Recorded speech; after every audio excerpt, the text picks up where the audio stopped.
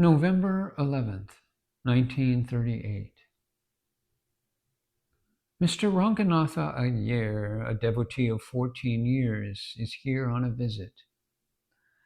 He asked, "How long is the interval between one's death and reincarnation?" It may be long or short, but a jnani does not undergo any such changes. The jnani merges into the universal being, and this is confirmed in the Brihadaranyaka Upanishad.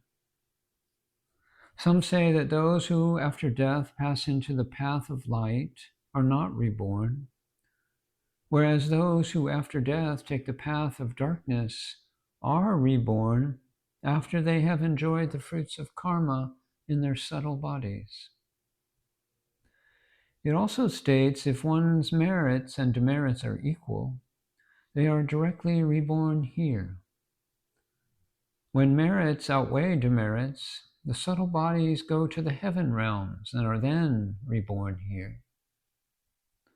When demerits outweigh merits, they go to the hell realms and are afterwards reborn here.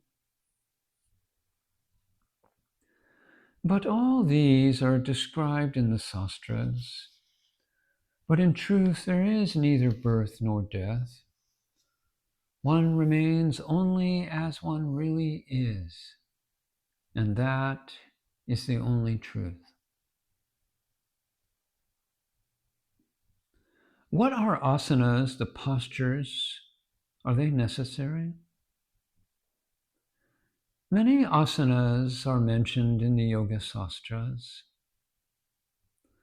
Postures such as lotus and easy posture and so on. But why all these only to know oneself? Thinking I am the body requires a posture. But in sleep, did he think of the support of the bed? Did he not exist in sleep also? How was he then? The truth is, being the self, the ego rising up, confusing itself with the body, mistaking the world to be real, differentiating the objects, covered by the ignorance of the I conceit. He thinks wildly and looks for asanas. He does not understand that he himself is the center of all, and thus forms the basis for all. If questioned, he talks of the effects of the asanas and gravitation and magnetism and such things. Without them, he imagines that the power of his austerities will dwindle away. From where do they all derive their power? He looks to the effects, seeks their causes, and imagines them to be the power of asana. Are all of these different from his thoughts? Think and say if these asanas are different from thought. They are all in his mind only. He is the power and the wielder of it. He is the center of all and their support. These asanas are meant only to make him sit firm. Where and how can he remain firm except in his own real state? And that is the only true asana.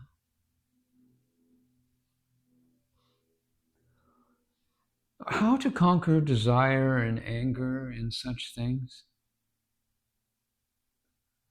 Desire or lust, as well as anger, give you pain.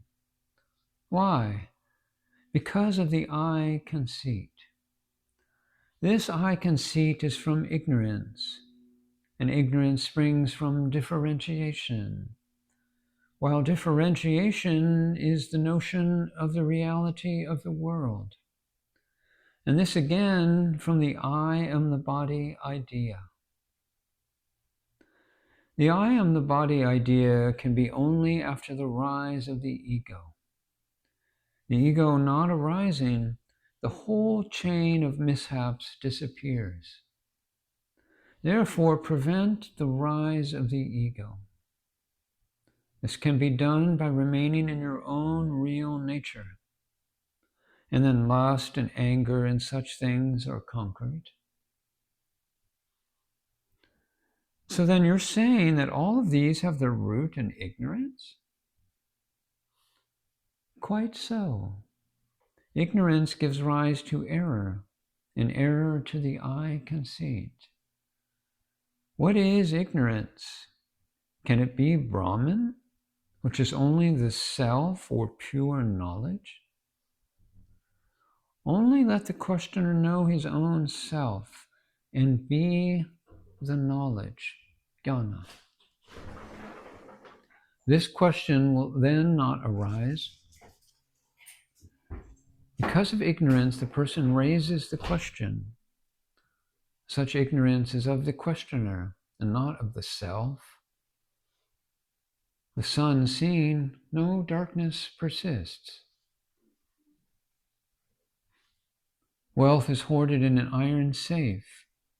The man says that it is own, and the safe does not say so. It is the ownership conceit that is responsible for the claim. Nothing is independent of the self, not even ignorance, for ignorance is only the power of the self, remaining there without affecting it. However, it affects the I conceit, the jiva. Therefore, ignorance is of the jiva.